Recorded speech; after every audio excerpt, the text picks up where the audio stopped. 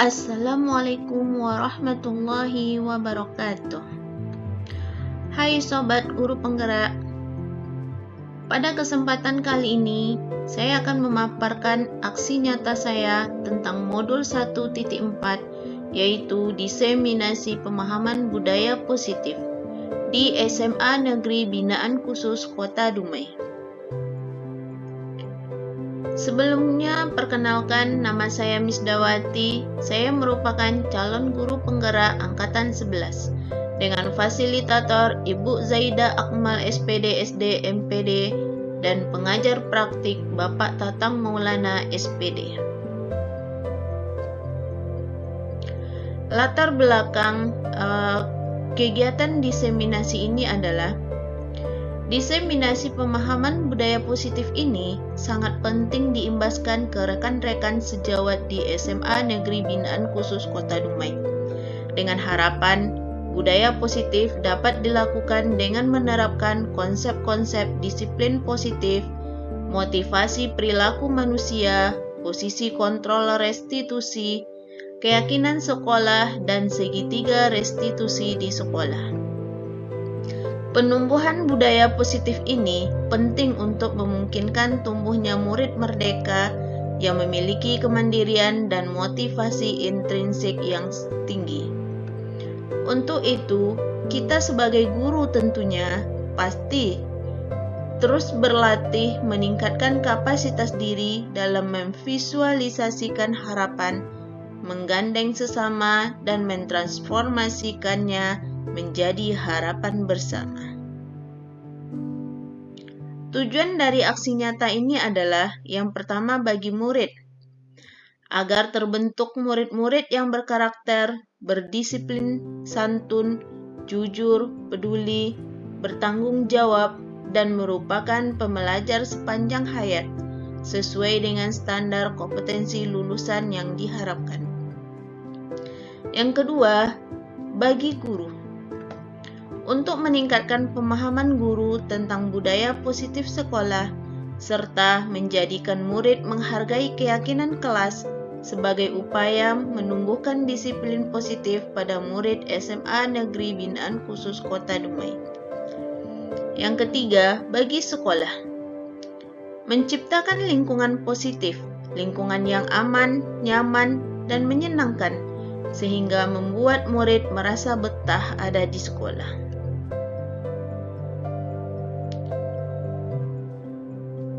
Marilah kita menyaksikan diseminasi budaya positif di SMA Negeri Binaan Khusus Kota Dumai. Kegiatan ini dilakukan dengan berkolaborasi antara dua orang guru, calon guru penggerak Angkatan 11 di SMA Negeri Binaan Khusus Kota Dumai, yaitu Ibu Misdawati SPDI dan Ibu Nur Fitri Nianti SHUM. Selamat menyaksikan. Semoga Bapak dan Ibu guru terinspirasi.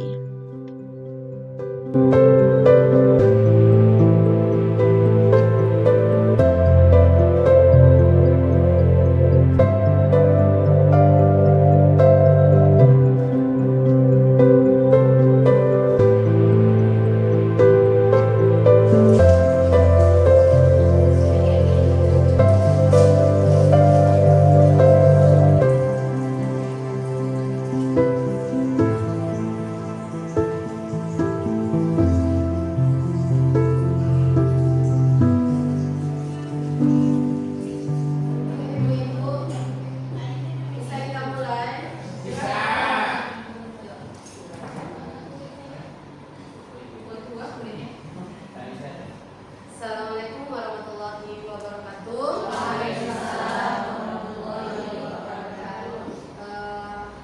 Terima kasih atas kehadiran ibu-ibu, bapak-bapak, dan ibu kepala sekolah dalam aksi nyata penyelesaian aksi nyata kami pada modul 1.4, yaitu tentang budaya positif. Sebelum memulai kegiatan diseminasi kami, ada baiknya kita untuk berdoa menurut kepercayaan kita masing-masing. Berdoa mulai.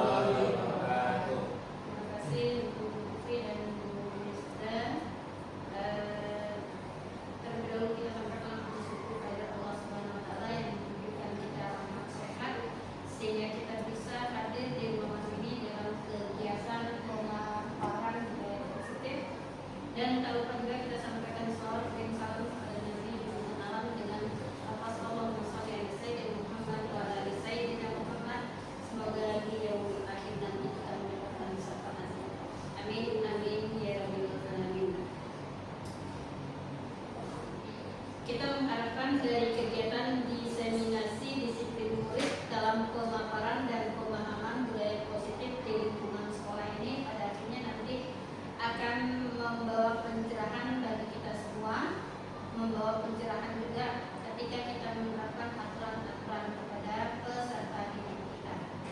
Itu harapan kita. Dan ini bukan hanya pemaparan saja, ini juga kita harapkan diterapkan juga di peserta didik kita. Jadi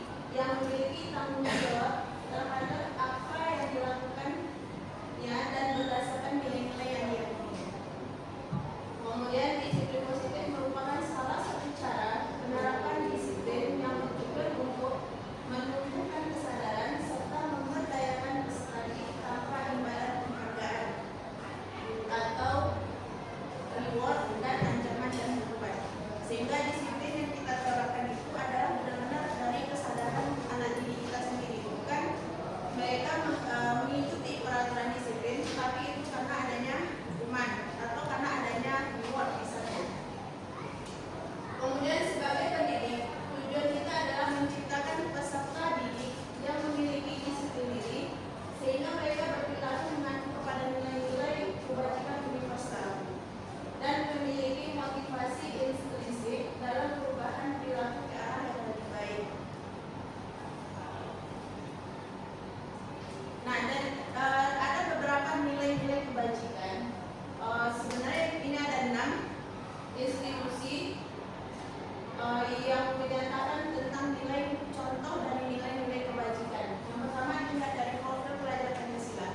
Dari profil pelajar Pancasila ada 6 dimensi atau 6 nilai-nilai kebajikan yang wajib diketahui dan dilaksanakan oleh anak didik kita, yaitu beriman dan bertakwa kepada Tuhan Yang Maha Esa dan berakhlak mulia, kemudian kebinekaan global, gotong royong, bernalar kritis, mandiri, dan kreatif. Ini adalah dimensi-dimensi dari profil pelajar Pancasila, dan ini merupakan nilai-nilai kebajikan yang dipercaya oleh siswa. Kemudian yang kedua, menurut IBO Primary Years program PDP, ada beberapa nilai kebajikan. Maka nilai kebajikan atau sikap murid itu adalah yang pertama toleransi, yaitu siswa memiliki nilai toleransi baik itu sesama teman atau sesama dengan gurunya. Kemudian adanya rasa hormat terhadap guru, integritas, murid memiliki sikap mandiri, kemudian menghargai, antusias, empati, keingintahuan, kreativitas, kerjasama, percaya diri, dan komitmen. Nah, ini adalah nilai-nilai kebajikan yang bisa nanti kita terapkan di dalam proses pembelajaran dalam membuat keyakinan kelas. Kemudian yang ketiga, keterampilan hidup. Nah, keterampilan hidup ini yang dapat dipercaya yaitu dapat dipercaya dan lurus, kemudian lurus hati, pendengar aktif, tidak merendahkan orang lain,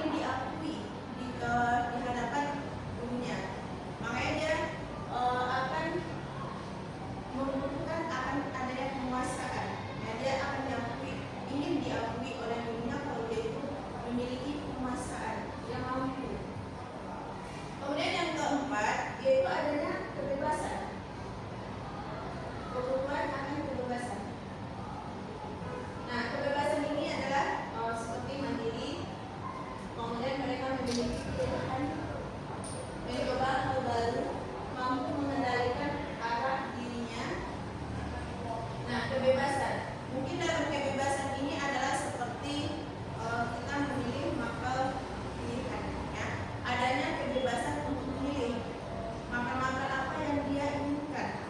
Kadang-kadang ketika anak tidak menyukai suatu makan, maka dia akan memilih mungkin bosan atau dia tidur, ya. Itu tandanya dia tidak memiliki kebebasan dalam memilih. Nah, kemudian adalah kesenangan,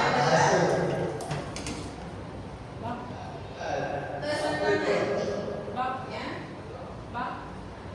Nah, kesenangan ini seperti bermain, humoris, ya, antusias, tertawa, ya. Jadi di sini ketika kita mengajar, itu mungkin perlu adanya seperti ice breaking, ya, supaya anak merasa senang. Kemudian mungkin ada permainan, dengan membuat permainan maka anak-anak akan merasa senang.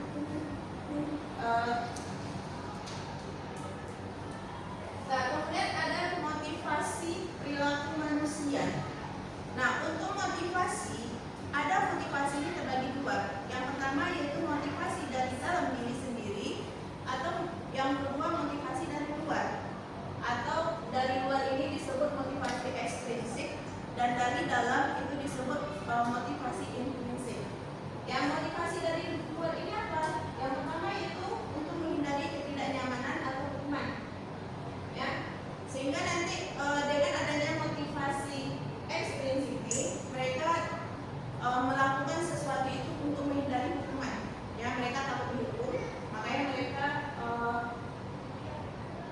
mengikuti peraturan yang ada supaya tidak kena hukum. Itu yang pertama. Yang kedua adalah untuk mendapatkan imbalan atau penghargaan. Jadi mereka itu termotivasi supaya mereka itu mendapatkan reward, adanya penghargaan. Misalnya penghargaan dari guru, dia mungkin selalu datang tepat waktu, maka dia mendapatkan penghargaan. Atau tugasnya selalu tepat waktu, maka dia ingin mendapatkan penghargaan. Kemudian yang terakhir itu adalah motivasi dari dalam diri, yaitu motivasi yang muncul dari dia menjadi orang yang mereka inginkan dan menghargai diri sendiri dengan nilai-nilai yang mereka percaya. Jadi ini adalah motivasi yang datangnya dari dalam diri dia sendiri. Dia tidak menginginkan, yang dia inginkan hanyalah bagaimana supaya dia maju. Dia tidak menginginkan dia harus mendapat imbalan atau dia harus mendapatkan reward. Dia hanya menginginkan bagaimana caranya supaya dia maju. Oke, mungkin pemaparan dari saya sampai di sini, dan mungkin akan dilanjutkan lagi oleh Bu Fitri. Untuk itu, semoga apa yang saya sampaikan bermanfaat, dan nanti kita akan buka sesi tanya jawab. Sekian dan terima kasih. Assalamualaikum warahmatullahi wabarakatuh. Oke, di sini saya akan menambahkan lagi. Sebelumnya kayaknya agak ngantuk, kita senam mulut lah dulu ya, dengan terbuka mulutnya ya. Oke, kita sama-sama. Kalau saya ingin ketawanya 2 kali, cukup 2 kali aja. Kalau 3 kali bunyi haha. Oke, contohnya gini, marilah tertawa 1 kali. Ha. Nah, ya. Oke, enggak, kita nggak pakai jengkol tadi. Boleh. Nah, ya, 3, 2, 1. Marilah tertawa 3 kali. Ha. Marilah tertawa 2 kali. Ha. Marilah tertawa 1 kali. Ha.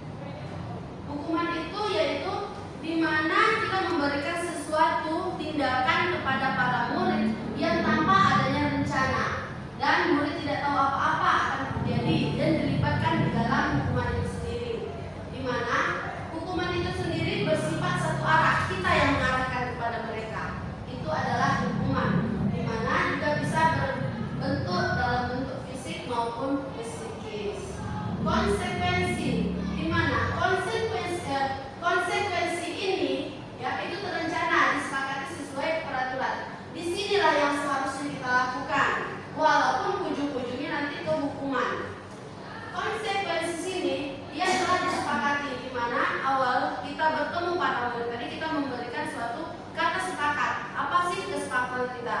Tetapi di sekolah kita mereka baru masuk aja daftar ulang, mereka sudah mengikuti. Kita sudah ada memberikan kesepakatan kepada mereka yang baik ditandatangani oleh murid kita sendiri maupun orang tuanya. Setelah itu ini dia murid tetap dibuat tidak nyaman karena dia merasa setelah ini dia melanggar peraturan, dia akan mendapatkan hukuman. Dan sikap guru selalu monitoring kita langsung. Kita yang ini mengingatkan, tapi mereka tidak ada kesadaran sebenarnya. Adapun di sini ada restitusi, ini yang seharusnya yang selayaknya kita lakukan sekarang, yaitu proses menciptakan kondisi bagi murid untuk memperbaiki kesalahan mereka tanpa mereka ataupun tanpa kita mengatakan ini loh hukumannya nantinya, dan proses kolaboratif yang mengajarkan murid untuk mencari solusi sendiri. Di sini kita berbincang, berdiskusi kepada murid apa sih yang seharusnya kita lakukan. Nggak jauh-jauh, kami tadi sudah melakukan itu di kesiswaan. Ini dia, kami bertanya, kita bertanya dulu seperti apa maunya, baru kita menetapkan. Ini kan sudah kemarin, kami kan sudah membaca berkelahi itu tidak boleh, di dalam peraturan kita ada. Ternyata apa hukumannya, ujung-ujung hukuman lagi, hukumnya dari satu pihak tadi, satu arah tadi kita sudah menetapkan hukumannya, tetapi itu terarah. Ini dia yang harus dilakukan. Ini sebetulnya yang diharapkan hanya ini untuk siswa kita sekarang, hanya berbicara saja tanpa adanya ujung-ujung hukuman. Selanjutnya ada 5 posisi kontrol guru. Yang pertama yaitu penghukum. Seperti apa sih penghukum itu? Nanti kita bahas. Selanjutnya adanya pembuat merasa bersalah. Yang ketiga adanya kita sebagai teman. Yang keempat adanya pemantau, dan sedangkan yang kelima adalah manajer. Seperti apa 5 posisi kontrol ini? Ini dia contohnya. Contohnya, siswa tidak memakai atribut lengkap pada saat upacara, di mana yang kita sebagai posisi kontrol yaitu hormat kepada bendera selama 1 jam. Apakah ini ada memberikan pelajaran untuk mereka? Yang ada kaitannya dengan ini, kita berbicara tadi hukuman. Hukuman itu hanya dari satu pihaknya saja, satu arah. Karena dia tidak menggunakan atribut lengkap, maka kita sebagai posisi kontrol penghukum, kita hanya ini saja, kita tidak melihat. Yang posisi penghukum tadi tidak ada kaitannya apa yang kita berikan kepada siswa dengan apa yang diperbuat. Sedangkan dia tidak menggunakan atribut. Ya, kita sebagai posisi kita ini kita suruh dia. Itu kontrol kita sebagai posisi penghukum. Apabila kita sebagai posisi pembuat merasa bersalah, maka di sini dia berapa kali Bapak Ibu harus memberitahu kamu selalu saja mengecewakan. Jadi kita yang membuatmu. Padahal kita sudah melakukan itu. Apabila kita melakukan yang ini, kita ini dia posisi kita. Tidak langsung sebagai penghukum. Selanjutnya, tetapi saya rasa dengan tidak adanya posisi penghukum, maka siswa sekarang tidak ada efek jerahnya. Ada posisi kontrol lagi yang tadi kita sebagai teman. Seperti apa sih kita sebagai teman itu? Kita membantu dia, ayo dong ikuti peraturannya, jangan sampai seperti itu. Ya udah, ini untuk sekali lagi ya. Itu yang disukai murid untuk sekarang. Ya, itu dia yang disukai murid itu sebagai teman. Tapi seharusnya teman yang seperti apa? Memang iya, kita sebagai teman hanya mengingatkan. Rasanya untuk sekarang ini tidak bisa sebagai teman saja. Pasti ujung-ujungnya untuk menghukum memang untuk efek jerahnya. Oke. Ya, selanjutnya ke posisi pemantau. Di mana kita hanya ini aja. Kamu sudah melanggar peraturan sekolah. Kamu tahu apa akibatnya nanti kalau sudah begini. Ini dia. Yuk kita beli, oh suka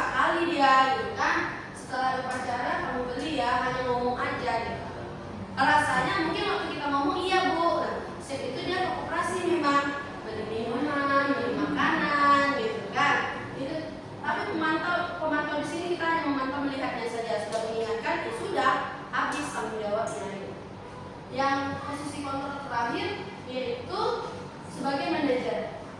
Kita hanya mengejas dia aja bahwa kamu tahu kan kesalahan kamu, kira-kira bagaimana ya kamu bisa memperbaikinya. Itu tadi sudah saya lakukan pada anak kita yang cewek tadi berkelahi, bahwa apa yang harus kamu lakukan. Tadi itu saya sebagai manajer, apa yang harus kamu lakukan setelah ini terbukti. Oh iya Bu, saya harus minta maaf. Oke, silakan. Ini 5 posisi kontrol dulu. Nih, coba kita tebak, kita sebagai apa ya posisi kontrol. Yang pertama, saya kecewa. Saya kecewa sekali dengan kamu. Ini posisi kontrol apa? Apa? Membuat rasa bersalah. Kita buktikan.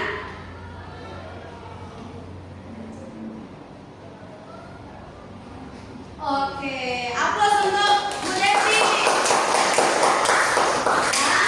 Oke, selanjutnya posisi kontrol apakah saya apabila kamu tidak pernah benar melakukannya. Posisi kontrol seperti apa ini? Apa Bu Zemi? Memukul. Yang lain? Tadi ada berteman. Kita coba ya dari Bu Zemi ya. 3, 2, 1. Oke, aplaus untuk Bu Zemi. Ini seharusnya memang yang biasa kita lakukan. Kita ngejas langsung. Oke, selanjutnya yang kita lakukan itu yaitu ayo anak lakukan demi Bapak dan Ibu. Ya, lanjut ya, mau ya. Sebagai 3, 2, 1.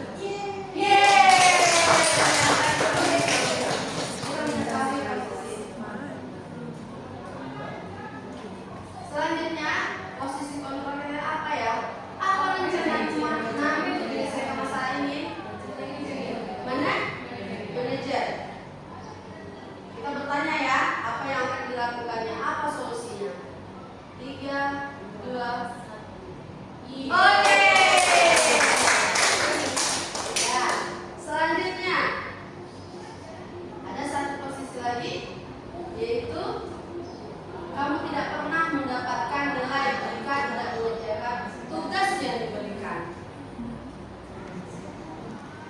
Satu lagi tadi yang panjang.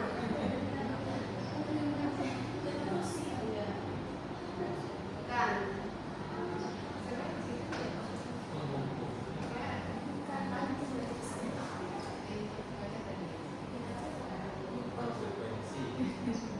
Tiga, dua,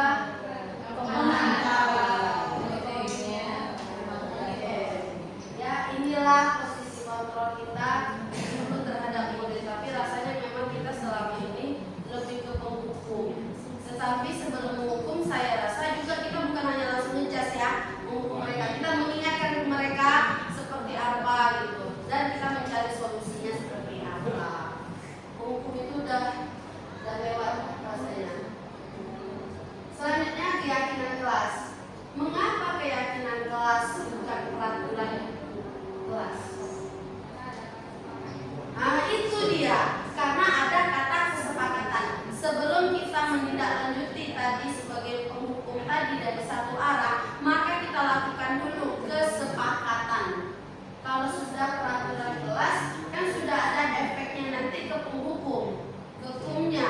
Jadi makanya kita mengatakan itu keyakinan kelas, bukan peraturan kelas lagi. Ada kesepakatan antara si murid dan si guru dan murid, ya, murid dan guru, baik ataupun guru murid dan murid. Ini dia yang biasa dilakukan.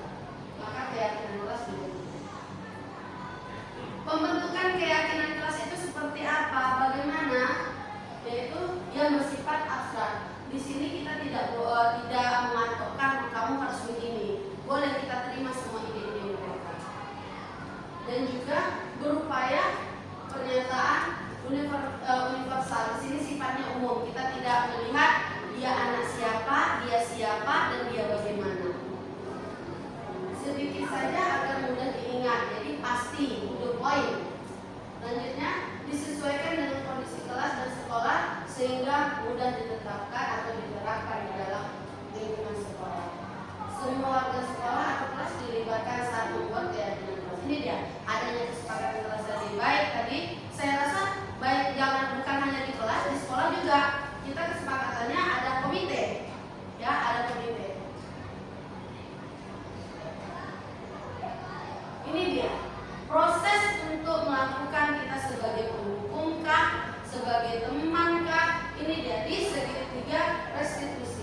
di mana segitiga di sini yaitu suatu proses dialog yang dijalankan oleh guru agar dapat menghasilkan murid yang mandiri dan bertanggung jawab. Yang pertama yaitu dengan menstabilkan identitas. Berbuat salah itu wajar, tidak ada manusia yang sempurna. Bapak Ibu juga pernah melakukan itu, dan juga Bapak Ibu tidak mau mencari siapa yang salah, serta kamu berhak merasa begitu. Ini dia menstabilkan identitas. Yang tadi kan juga kita penerapan tadi, kita antara cekcoknya tadi, perselisihan paham antara si cewek satu dengan yang dua tadi. Di sini kita menanya betul siapa yang salah, dapatnya dari mana info ini. Ini dia menstabilkan identitas. Kita jumpakan semua, kita kumpulkan permasalahan, data ataupun menganalisisnya. Selanjutnya, fasilitas tindakan yang salah. Seperti apa itu? Kamu pasti punya alasan. Tadi, kenapa kamu bisa marah? Kenapa kamu begini? Itu dia yang perlu. Ini dia. Padahal kamu bisa melakukannya. Kamu melakukannya karena mempertahankan sesuatu yang penting. Ini saya rasa kalau kita di kesiswaan kita main sudah tadi to the point, keyakinan keras yang langsung. Tetapi inilah perjalanan yang harus dilakukan. Tetapi alhamdulillah kalau saya juga di bukti dari kurikulumnya sendiri, Bu Devi duduk kami melaksanakan tadi stabilkan identitas. Kita bertanya siapa orang yang terlibat. Itu tadi. Yang kedua, validitas tindakan yang salah. Kami mencari akar permasalahannya, siapa, dari mana, itu dia. Yang terakhir adalah menanyakan keyakinan. Yakin benar apa yang diucapkannya. Apa keyakinan kelas kita? Nilai apa? Ini tadi saya menyatakan bahwa di dalam menanyakan keyakinan, ada nggak kemarin kalian menyatakan hukum kita? Ini dia. Kalau ada, kenapa harus diperbuat? Kita pastikan mereka apa yang telah disetujui mereka di dalam keyakinan. Memang iya, yang sebelumnya itu kita pun itu kan dari satu pihak, tetapi disetujui. Kalau sudah disetujui, sudah kita nyatakan itu merupakan kesepakatan, baik di kelas maupun sekolah. Identiknya kita di sekolah. Ini dia caranya. Beberapa pertanyaan yang harus kita layangkan, ya. Sebetulnya ini semua untuk menahan emosi. Ini semua untuk menahan emosi kita, supaya darah tingginya tidak memuncak. Oke, sedikit pemaparan dari kami. Saya akhiri dengan Assalamualaikum warahmatullahi wabarakatuh. Oke, silakan yang ingin bertanya, kita masuk ke sesi pertanyaan. Dipersilakan.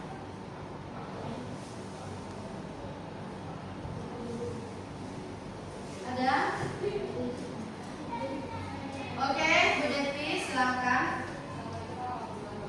Waalaikumsalam. Warahmatullahi wabarakatuh. Ya.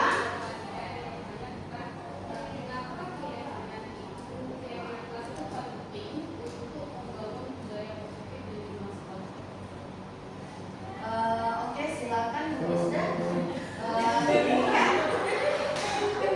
Iya, kan biar bergantian, kita kan berdiskusi kan. Nah, gitu. Boleh diulang Bu Devi, berdiri Bu Devi. Lebih kuat di biar sama-sama mendengar kita apa pertanyaan dari Bu Devi. Mengapa keyakinan kelas itu penting untuk membangun budaya positif di sekolah? Ya. Boleh kami berdiskusi sebentar? Pertanyaannya saya langsung. Boleh tambah lagi? Boleh. Oke, tunggu. Hah? Enggak, satu-satu aja. Satu-satu aja. Tunggu bentar, biar agak. Nah.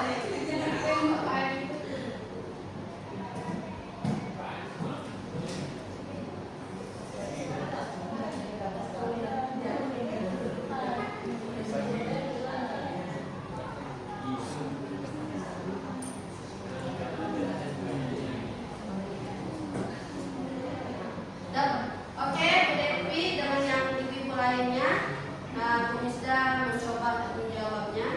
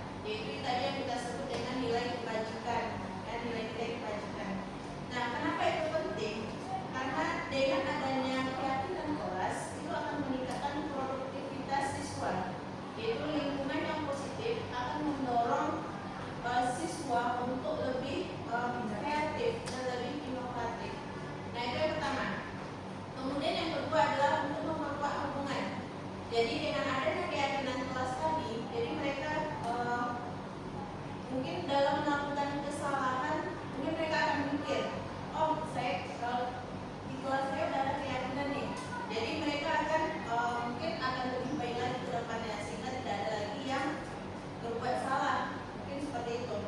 Nah kemudian juga adanya meningkatkan kinerja ya, jadi dengan adanya keyakinan kelas yang dibuat, jadi mungkin mereka akan lebih semangat lagi buat belajar, kemudian mereka akan lebih termotivasi sehingga karena adanya keyakinan kelas tadi, jadi mereka itu merasa oh ini udah ada keyakinan kelas saya nih, misalnya keyakinan kelasnya adalah toleransi misalnya, jadi mereka akan berpikir oh, kalau dia buat ini apakah ini termasuk toleransi atau tidak. Jadi itu merupakan salah satu juga kenapa keyakinan kelas itu penting untuk budaya positif sekolah.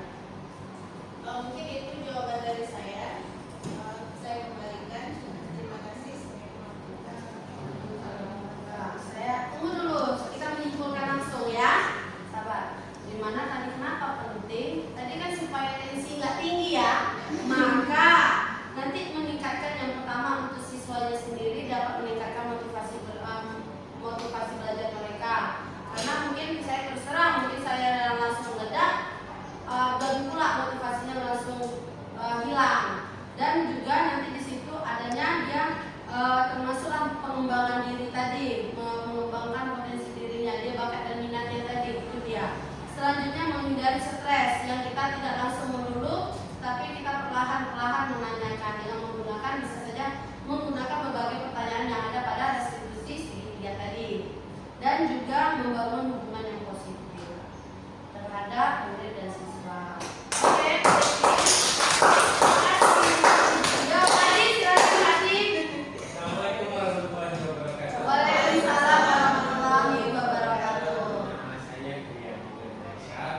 Saya guru pendidikan dan seni olahraga dan kesehatan. Oke. Sekali tiga uang. Sejalan dengan pernyataan dari Ibu Dewi seberapa pentingnya tadi keyakinan kelas. Bapak, ibu-ibu yang di depan sudah beberapa bulan dan semester ini tentu sudah membuat contoh konkret keyakinan kelas di kelasnya. Kami pengen tahu contohnya seperti apa yang konkret yang ibu lakukan selama ini yang ibu sepakati bersama siswa dan mungkin bersama komite sekolah atau komite kelasnya agar mungkin menjadi referensi kami nanti ketika belajar di kelas pula. Begitu. Terima kasih. Assalamualaikum warahmatullahi wabarakatuh. Waalaikumsalam warahmatullahi wabarakatuh. Oke, bagaimana Bu Misda? Oke, saya lanjut nih atau Bu Misdanya? Nah, oke. Kalau dari saya ya, saya bukan sebagai wali kelas, tetapi dari guru pelajaran maka seni budaya, di mana contoh sikitnya saja saya minta kepada mereka kesepakatannya, mereka membawa buku catatan pelajaran itu saya minta seragam. Boleh nak? Boleh. Itu suatu kesepakatan. Jadi saya bertanya buku kecil saja, saya bilang buku tulis biasa. Disepakati warnanya kita mau polos. Oh, oke nak? Oke. Itu suatu kesepakatan. Dan di pembelajaran di mana saya juga memberikan kesempatan kepada mereka yang aktif di dalam pembelajaran, proses pembelajaran mempunyai nilai tambah. Itu tadi menghargai. Kita memberikan reward kepada mereka, itu kesepakatan.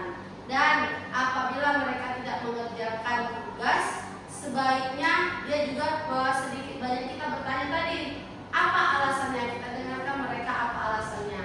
Baru yang terakhir, sesuai kesepakatan saya kan, kesepakatan kita apabila kita tidak melakukan tugas seperti apa ibu, teman-temannya mereka mengatakan seperti itu. Ya ada konsekuensinya. Apa yang mereka lakukan? Sesuai, misalkan pelajarannya materinya apa?